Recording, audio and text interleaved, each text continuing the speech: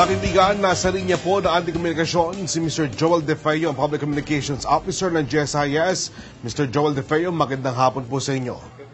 Magandang hapon po sa iyo, sir. Yes, sir. Kamusta na po kayo?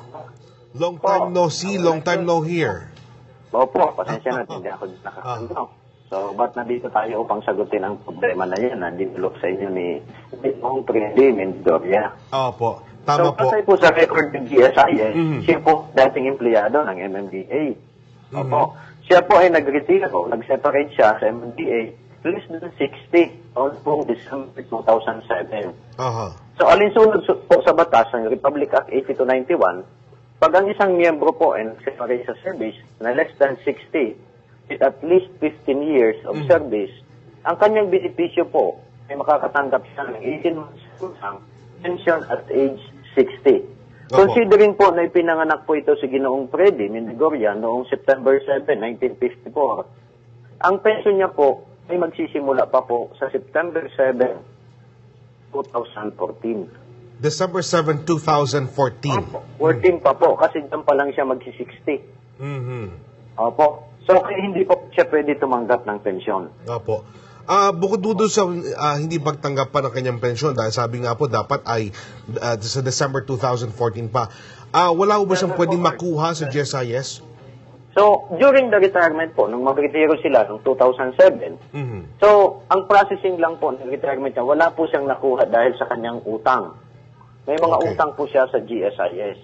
So, during that time, in 2007, alinsunod po sa palisiya ng GSIS, yung Claims and Loss Interdependency Policy, hindi po mababayaran ng benepisyo o makakakuha ang isang miyembro kung siya po ay may pagkakautang. Ito po ay i-offset muna doon sa kanyang benepisyo. So after determining the benefits due against doon sa loans or obligations niya sa GSIS, hindi po sapat yung benepisyo niya upang ipambayad sa kanyang mga utang. Alright.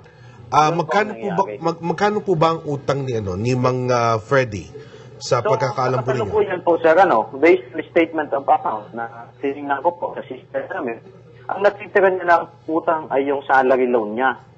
Ito po ay grinant noong January 19, 2007. So, prior siya nito mag-retiro, kasi nag-retire po siya December 2007. So, as of now, after po na maibayad yung mga benepisyo niya, may balance po siya 11,739. Apo, I'm sorry sir, paulit nga po ulit, medyo nag-break up po yung signal. Ano po yung sinabi niyo huli? So, nag-process po namin yung 18 months lump sum niya noong 2007. So, upon retirement niya, separation, ipinambayad po yung benepisyo niya sa utang niya. So, sa kasalukuyan po, ang natitira na lang niyang utang ay yung salary loan niya. So, ang balance ito as of today is 11,739.86. Yan po ang computation, tentative computation ng balance. So, kung sakali man po, sir, abutin niya pa, siya po ay nabubuhay pa, pandagdating day of 60.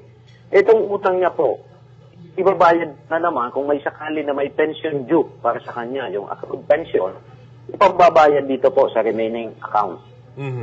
Yan po ang palisiya. I see. So, kung nabayaran po lahat itong utang niya ito,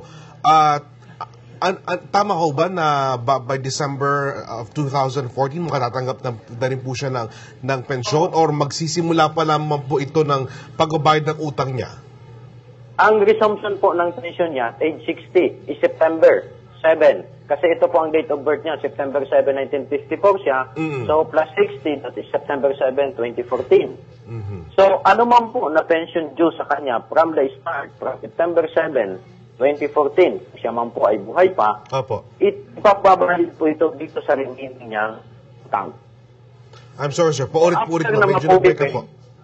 Hello, sir? Paulit lang po ulit nung huli niyo po sinabi. Medyo nag-break up ulit. Opo. So, ganito po, sir, pag magsimula na po ang pension niya, ano man na pension due, ibabayad po muna sa utang. So, kung kukumputin natin ito, considering na ang monthly pension niya is 1,714.24. So, kaya lang po, alinsunod po sa palisiya ni Pino, yung announcement niya sa SONA, in the event po, kasi effective January 13, may minimum pension na po tayong 5,000. So kung titingnan natin ito, magbe-benefit na po siya nito kasi 2014 ang restriction niya. So hindi na po 1,700 ang magiging pension niya, hindi minimum of 5,000. So yan ang PAO. So kung titingnan natin ito, as of tentative computation ng salary loan niya balance is 11,000. So definitely more than 2 months na makuhold muna ang pension niya bago niya makuha. So most likely, sir, natin, September, October, November, December, mag-isimula ang kanyang pension. I see. So 2 buwan kanya po, na ma-hold yung kanyang pensyon.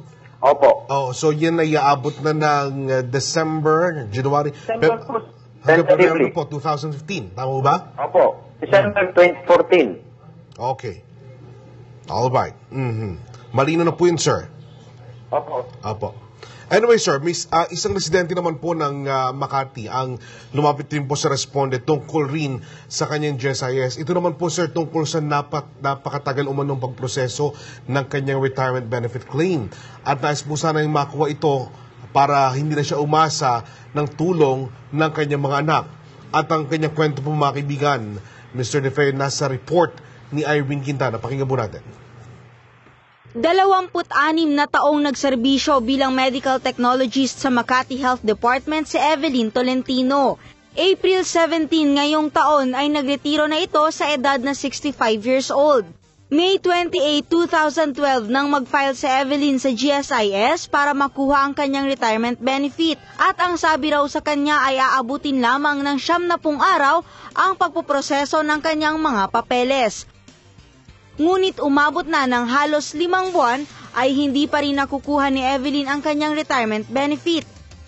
Kung huli ako nagpunta sa GSIS, may nakilala ako dun si Roy Valiente. Binigyan naman sa akin ni Roy Valiente yung cellphone number niya. Kailan text ako, follow up sa kanya. May binabanggit siya, Mr. Aldaba daw, nandun na yung papeles. Meron pang isa, nandun na daw sa kaya ganyan, Mr. Ganyan. Sabi ko, ilan lipat kaya ang papeles? Napakatagal naman. Dahil sa kabagalan ng nasabing proseso, apektado na rin pati ang kalusugan ni Evelyn. Ako'y naiinip na. Na-stress na ako talaga. Dahil wala akong sariling pera ko na panggastos ko sa sarili ko. Nag-hypertension ako, tsaka meron akong heart ailment. Pagka, siyempre, nai-stress ako, nag-iisip ako, paano? Sanay ako nang laging may tinatanggap na pera, aking isip katapusan. Bagamat hindi naman ito pinapabayaan ng kanyang mga anak pagdating sa kanyang mga pangangailangan, ay desidido si Evelyn na makuha pa rin ang benepisyong para sa kanya. Paninindigan niya, pinaghirapan niya itong hulugan at panahon na para naman kanya na itong magamit ngayon sa kanyang katandaan. Gaya ng pagiging agresibo ko na makuha na yung pera ko, para naman hindi naman ako mukhang kawawa na inaabutan na lang ng pera ng mga anak ko, ganun. Siyempre, may sarili ako para sa aking kalusugan, ganun. Magtatabi ako para sa darating na panahon. Ako sa Irene Quintana, ang inyong koresponde. Mr. Joel DeFeo, sir, ang kaso po natin ay 70 araw na pong mahigit na hindi na po naibibigay yung kanyang benepisyo. Paano po ba ito? So, unang-una po, binabati ko po ng magandang gabi po si Ginang Evelyn Tolentino. Yes, sir. So, batay po sa aming record, ito po ay may voucher na po ang kanyang retirement ay for approval na po ng mga authorized signatories. So, definitely po, baka matapos ito ngayong linggo. So, matsekehan po ito. So, kung sakali po, pwede po makipag-ugnayan sa akin si Ma'am Evelyn upang maibigay ko ang detalye ng kanyang check within this week po. So, I coordinated already with the functional group. So, pangalawa ko din po, i-remind ko ang ating retiree na considering nag-file na po siya beyond the retirement date. So, I would like to advise to all retiring government employees na sana po isumiti nila ang kanilang retirement kung pwede as provided under the rules. So, 90 days before the retirement date upang po mabigyan pa rin ang una po namin yung mga due for retirement. Yan po ang proactive measures na ginagawa ngayon ng GSIS. So, naantala po ang kanyang retirement claim dahil ito na inayos kami sa account niya kung saan ang gusto po, ang objective po ng GSIS ngayon na maibigay po ang tamang benepisyo sa ating mga miyembro. So, ngayon po, nakita ko na po, malaki-laki ang kanyang makukuha kasi hindi po natin ito pwede isabi kung magkano. So, pwede lang po natin ito isabi sa kanya personal kung sakali makipag-ugnayan sa akin. Alright. So, within this... Depending of the occasion. So, ngayon po, nakita ko ng book, sir, ng kanyang retirement benefit. Ayan. So, kahit na paano, lumagpas man ng 7 araw, tapos na naman at maaari na po niya makuha yung kanyang benepisyo. Opo, kasi po, meron siyang mga accounts, may mga utang, yun pang inayos na tama dapat ang balance niya doon sa mga accounts. Alright. Nako sir, maraming salamat po sa oras na pinagkalob niyo po sa amin at I'm sure marami pong nakikinig at natutuwa po sa naging pagkakaayos ng problema naman ni Miss Evelyn Tolentino. Ano po?